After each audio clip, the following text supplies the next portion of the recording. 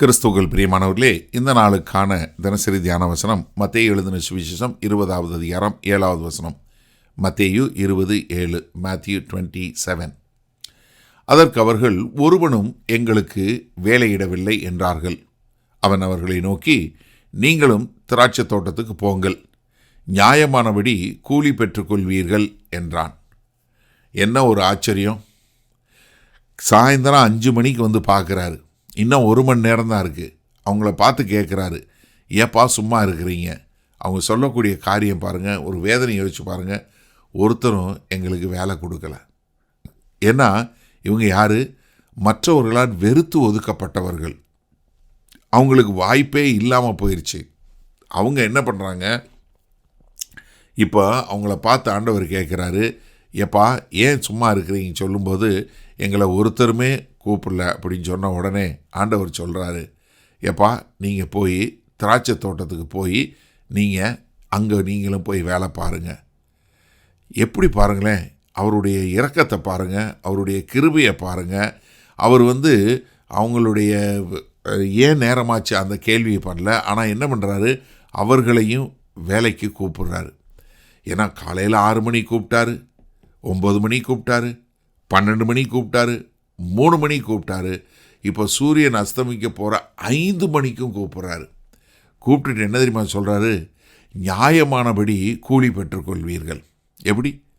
உங்களுக்கு எது சரியோ அந்த ஊழியத்தை நான் கொடுக்குறேன், ஊதிய தொகையை. நீங்கள் நல்லா யோசிச்சு பாருங்கள்.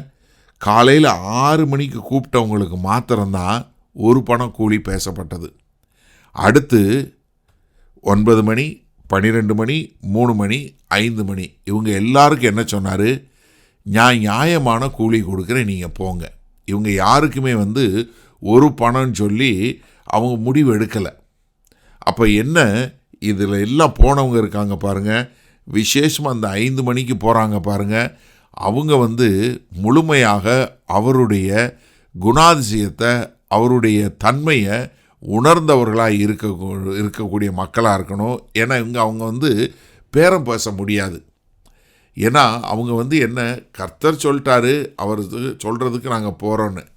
அதனால தான் கர்த்தராகிய இயேசு கிறிஸ்து லூக்கா 14வது அதிகாரத்தில் 21வது வசனத்தை சொல்லும்போது, நீங்கள் யாருக்காவது சாப்பாடு போட்டு கூப்பிட்டீங்கன்னா அவங்க உங்களுக்கு திரும்ப சாப்பாடு போடுறவங்களுக்கு கூப்பிடாதீங்க. நீங்கள் என்ன பண்ணுங்கள்? போய் என்ன பண்ணுங்கள்? என்ன, ஏழைகள், ஊனமுற்றவர்கள், கண் தெரியாதவங்க, முடவர்கள், இவங்களெல்லாம் கூப்பிட்டு வாங்க அப்படின்னு சொல்லக்கூடியதா. அதே மாதிரி 1 கொரிந்தியர் 1வது அதிகாரத்தில் 27, 28வது வசனம் சொல்லும்போது என்ன சொல்கிறாரு? நம்ம பலவீனம்னு தெரிஞ்சு கொண்டதை கர்த்தர் பலமாக தெரிஞ்சு கொண்டார். நம்ம வேண்டான்னு சொல்கிற காரியங்களை கர்த்தர் தெரிஞ்சு கொண்டார். இந்த உலகத்தில் யார் அவங்க வேணான்னு சொல்கிறாங்களோ அதை கர்த்தர் தெரிஞ்சு கொள்ளக்கூடிய ஒரு மகனாய் இருக்கிறார் என்பதை மிக தெளிவாக நமக்கு இங்கே காட்டி கொடுக்கிறார். சரி, இந்த நாளில் இந்த வசனத்தை நம்ம எப்படி எடுத்துக்கொள்ள முடியும்? அதாவது நீங்கள் ஒரு நிமிஷம் யோசிச்சு கொள்ளுங்கள். இப்போ கர்த்தர் செய்யக்கூடிய காரியம் ரொம்ப பிரதானமான காரியம். ஏன்னா நம்ம எப்போவுமே இந்த ஓமானத்தை படிக்கும்போது வேற ஒரு வகையில் படிப்போம், அடுத்தவங்களை பற்றி யோசிப்போம். இப்போ நம்ம இந்த சமகாலத்தில் இருக்கிற இந்த செய்தியை கேட்டுக்கொண்டு இருக்கிற நீங்களும் நானும் கடைசி நேரம் உங்களுக்கு புரியுதா? யோசிச்சு பாருங்கள். ஆபிரகாமில் ஆரம்பிங்க. அதற்கு பின்பாக எங்கே? முதல்ல நோவா, ஆபிரகாம், அதற்கு பின்பாக மோசே, அதற்கு பின்பாக தாவீது. இப்போ நம்ம 6 மணின்னு ஆரம்பித்தா எங்கே ஆரம்பிக்கணும்? நோவாவில் ஆரம்பிக்கணும். காலையில் 6 மணின்னு ஆரம்பித்தா அதற்கு பின்பாக எங்கே? ஆபிரகாம், மோசே, தாவீது, அதுக்கு பின்பாக சாமுவேல். இப்படி நீங்கள் பழைய ஏற்பாட்டில் உள்ள எல்லாரையும் பார்த்து கொண்டே வந்தீங்கன்னா நம்ம இப்போ சாயந்தரம் 5 மணிக்கும் மேலே இருக்கிறோன்னு புரியுதா? எனக்கு அருமையான தேவஜனமே, நீங்கள் நல்லா புரிஞ்சு கொண்டீங்களா? நம்ம இருக்கிறது பார்த்தீங்கன்னா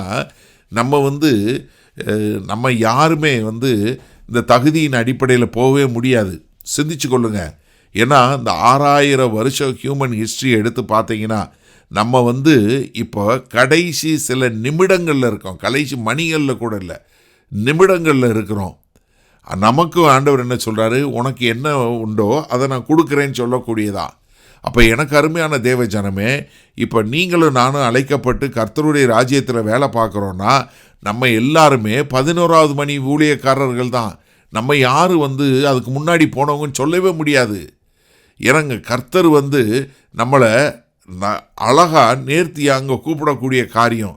கூப்பிட்டு என்ன சொல்கிறாரு, நான் உங்களுக்கு என்ன கொடுக்கணுமோ அதை கொடுக்குறேன்னு சொல்லக்கூடியதா. அப்போ என்னென்னா அவர் நம்மளை தகுதிப்படுத்தி கூப்பிட்டுருக்கிறாரு. அதற்கு உண்மையுள்ளவர்களாக இருக்க நம்ம ஒப்பு கொடுப்போமா? மகா கிருபையும் இரக்கம் நிறைந்த எங்கள் அன்பின் தகப்பனே, இதோ நாங்களும் இந்த 11ஆம் மணி ஊழியக்காரனை போல தான் இருக்கிறோம் ஆண்டவரே. கடைசி நிமிடங்களில் இருக்கிறோம். எங்களை அழைச்சிருக்கிறீங்க, அதற்காய் நன்றி. உம்முடைய அழைப்பை கேட்டு நாங்கள் அதை ஆண்டவரே மறுமொழி கொடுத்து உமக்காய் ஓடக்கூடிய ஒரு கிருபையை கொடுத்துருக்கீங்க. கொடான கோடி நன்றி செலுத்துகிறோம். மீட்பரும் இரட்சகருமாகிய இயேசு கிறிஸ்துவின் மூலம் பிதாவே, ஆமேன். கர்த்தர் உங்களை ஆசீர்வதிப்பாராக.